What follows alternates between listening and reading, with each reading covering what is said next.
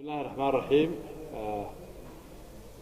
السلام عليكم ورحمة الله وبركاته waxaan aad iyo aad u soo dhaweynayaa maanta wasiirkan ka yimid Switzerland iyo safiirka la socda oo markii ugu horeysay uu noo yimid wasiirku uu Somaliland yimaado weeye isagii delegationkiisu waxaan ka wada hadlaynay ugu badnaa waxa ahayd sidii labada wadan cilaaqaad u yeelan lahaayeen sidii aan hore u marin lahayn cilaaqaadkii hore jiray waxaan ugu mahadnaqnay waxtarka ayna siiyaan ee jira iyo agoominkana ku ballan qaaday inay sii kordhiyaan kuna daray $2 milyan fundka ay bixinayaan waxyaabaha kalena ka wada hadalay waxa weeye sidii wadankan u caawin lahaayeen xagga capacity-ga waxaan u sheegnay inuu wadan nabada yahay inuu wadan yahay xuquuqul insaanka ilaaliya wadan yahay dimuqraadiyo doorashooyin ka dhacay xalaal iyo mustaqbalkii intii naga daba sanadihii hore waxaanu ku soo dhaweynaynaa mar labaad delegationka teamka wadanka waxay berito baxayaan berbera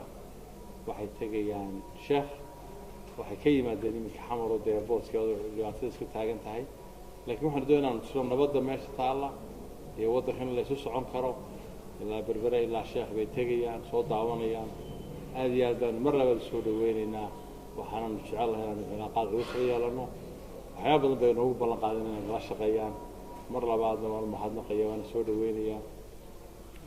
Let me say also a few words in English. Let me take this opportunity to welcome warmly the State Secretary and the Ambassador and the delegation to Somaliland.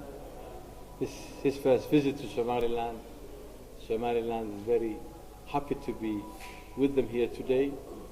They have been providing a lot of support and cooperation, and we thank you for the support and the cooperation that we are having with you. We have discussed a lot of issues related to development, to elections and others, and we told the delegation that Somaliland is peaceful, is very stable, is very democratic, and I think they can see in their own eyes what we have so far achieved. We would like to welcome them warmly, and we would like to have a better relationship with them and strengthen our relationship. And once again, Your Excellency, welcome to Somaliland, and I'll give the floor to you so that we can say a few words. Thank you for these kind words, Minister. I did not understand what the Minister said first, but I suppose I agree with him. I have to trust him on that point. Switzerland is engaged in the whole region, not only Somaliland, as well in the whole region on various issues. This goes from development issues that we could discuss through as well to political issues.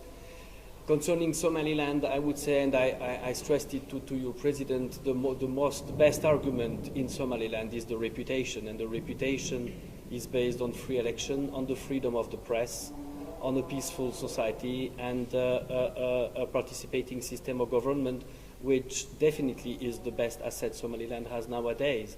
The international community is very much concerned, though, by the situation in Mogadishu, in central and southern Somalia. As well there, our discussions pointed on what could Somaliland do to help the rest of the region, and particularly central and southern Somalia, which are affected by the various troubles that you definitely know.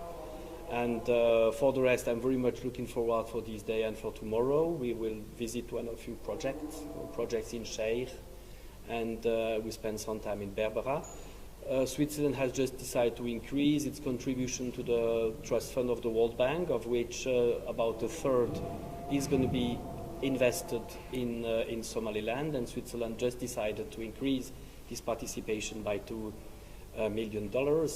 I think this is not the end of our engagement. We have discussed as well other ways to participate, particularly in political in a way to accompany the talks that have started and that should go on between Hargeisa and Mogadishu, and this is definitely something that is mattering not only for Somaliland but as well for the whole region. So all in all, I thank the Minister and the President for their hospitality, and I'm very glad to be here, and I hope it won't be the last time. It's the first time.